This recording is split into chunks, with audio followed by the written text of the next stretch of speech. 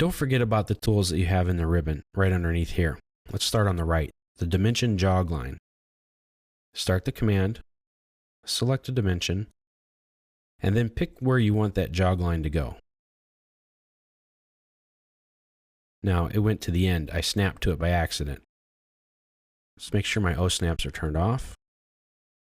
I can pick this and I can slide it and move it to a different spot.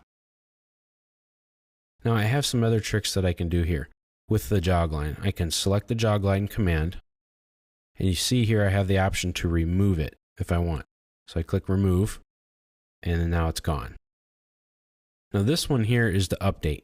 So if I've created some dimension styles and I've changed them, and for whatever reason I've done some overrides or something, I can select the dimension objects, press enter, and it will update them to go back to the dimension style settings.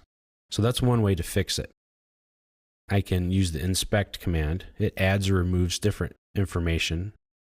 I can put these different tags and things in my dimensions. I can put in a label, etc. Click OK, and just follow the instructions on screen. And there you go. Now here I have a continue or a baseline dimension. If I hit continue, it will continue from the last dimension that I put in, and just lets me keep going and going and going. And there you go.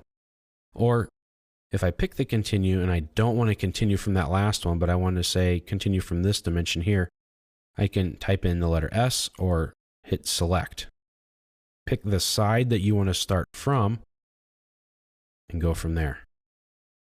This is a real nice tool to quickly dimension something in a line and in a row, and it makes it nice and neat. Now you also have the baseline. And that works in a similar way, only instead of continuing in a row, it puts it above or below. And again, you can select the dimension that you want to work with.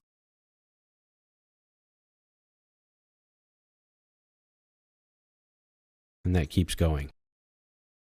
This is a quick dimension. It quickly creates a series of dimensions from selected objects. But that only works in model space. So if I double click in here, where I can actually select the objects and press enter, and because I'm in a different scale, it looks really strange. But that's what happens. It will dimension, across the x-axis or the y-axis and quickly put the dimensions in there. Now I can adjust the space here between different dimension objects. I can tell it to automatically do it, or I can do it myself.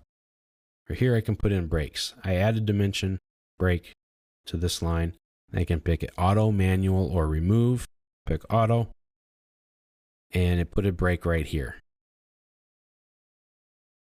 So those are some of the advanced tools that you can use to really tweak the visual display of your dimensions. I know there was a lot there, and a lot of them you're not going to use all the time, but they're there, and they will help you to make your drawing better.